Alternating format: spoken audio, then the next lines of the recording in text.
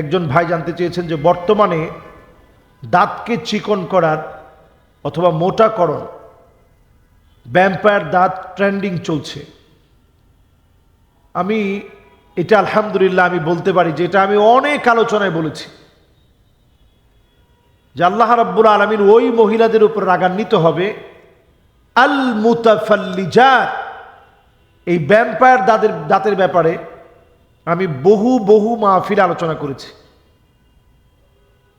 তো এটি এখন ট্রেন্ডিং হয়ে গেছে, অথচ নবীজি সাল্লাল্লাহু আলাইহি সাল্লাম এই কথা বলেছেন আজ থেকে 1500 বছর আগে।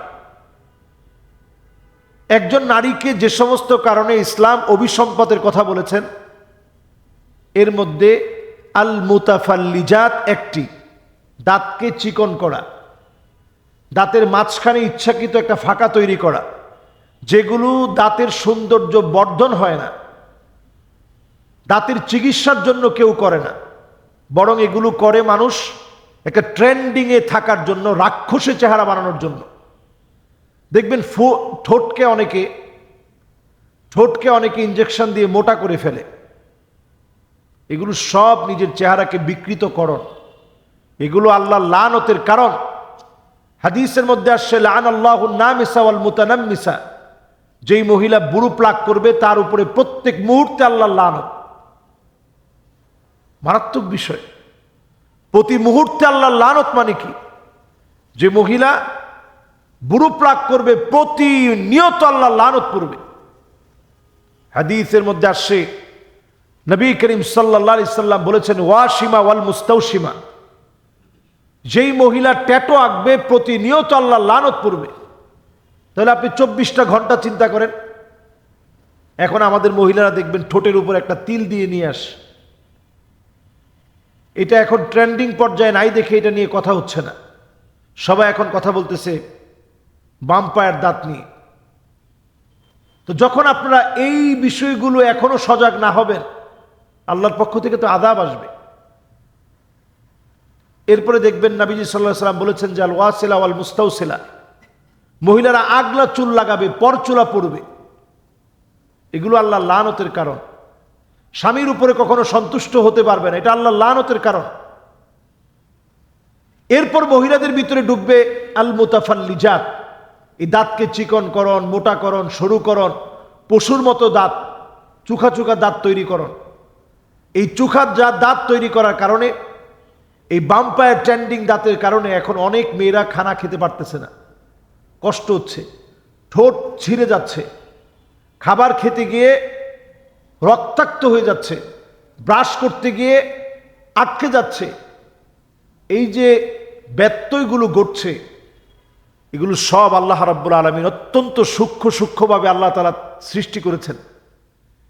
এই সূক্ষ্ম আল্লাহ রাব্বুল আলামিনের সৃষ্টির ভিতরে আপনি যখনই কোনো পরিবর্তন আনবেন, এটা তাগয়িরু খালকিল্লাহ, আল্লাহর সৃষ্টিকে পরিবর্তন করা সম্পূর্ণরূপে হারাম।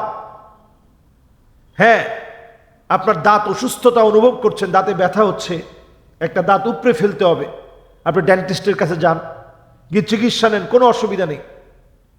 আপনার সৌন্দর্য বর্ধনে আপনি মনে করলেন যে কয়েকটা দাঁত এদিক সেদিক উঠে আছে, সেগুলো হয়তো আপনি তুলে ফেলবেন, যেটা যন্ত্রণার কারণ হয়, কষ্টদায়ক হয়, আপনি তুলে ফেললেন। এগুলো শরিয়া কোনোভাবেই নিষেধ করে না। শরীয়ত নিষেধ করে দাঁতকে চোখা করা, দাঁতের মাঝখানে ফাঁকা রাখা, এগুলো শরীয়ত সম্পূর্ণরূপে হারাম করেছেন। সুতরাং কোনো খ্রিস্টানদেরকে দেখে, কোনো খ্রিস্টানদের অনুসরণে এই জাতীয় কোনো ফ্যাশনকে ফ্যাশন বলে মনে করা, এটা আমাদের জন্য বড় ধরনের আযাবের কারণ, এটা বড় ধরনের গুনাহের কারণ। একটা জাতি এইভাবে ধ্বংস হয়ে যাবে। কাসিয়াতুন আরিয়াত, পোশাক পরবে কিন্তু কেমন যেন কোনো পোশাক পরে নাই, এই ট্রেন্ডিং এখন জাতির মধ্যে চলছে। কিছুদিন পর বিভিন্ন রকমের ট্রেন্ডিং আসে, ছেলে মেয়ে উভয়ের ভিতরে এখন একরকম ফ্যাশন চলছে। এই জন্য এই বিষয়গুলো আমাদের খুব সজাগ সচেতন হয়ে এগুলো থেকে বের হতে হবে। মনে রাখতে হবে ফানজুরু আম্মান তাখুযুনা দীনাকুম, আমার চুলের গোড়া থেকে নিয়ে পায়ের তালু পর্যন্ত আমি কয়টা ইসলামের অনুকরণ আমি করেছি। কয়টা সুন্নত আমি মানতে পেরেছি, এটা বাদ দিয়ে আমরা এখন আছি ট্রেন্ডিং নিয়ে। তো আযাব যখন আসে তখন ট্রেন্ডিং হয়ে আযাবটা আসে। এখন দেখবেন যুক্তরাজ্যে এখন দেখবেন আযাব চলছে, যুক্তরাষ্ট্রে এখন আযাব চলছে, থাইল্যান্ডে, ফিলিপাইনে, ইন্দোনেশিয়ায়, সব জায়গায় লাগাতার এখন আযাব চলছে। এর কারণ হচ্ছে আমরা গুনাহগুলো একত্রে একযোগে সমস্বরে আমরা গুনাহগুলো করা শুরু করি।